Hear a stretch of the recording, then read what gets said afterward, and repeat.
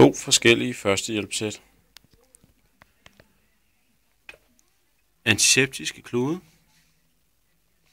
plastre, saks, pincet,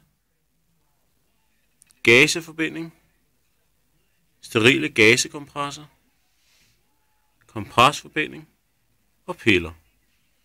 Og det hele det kan være i den her lille taske med lynlås. Simpelt. Her er der en anden en. Der er gasekompres, små plastiklopper med to forskellige slags hovedpinepiller, plastre, så er der antiseptiske klude, så er der en pincet og en lille børnesaks. Det hele det kan være i sådan en lille pose her. Billigt og simpelt.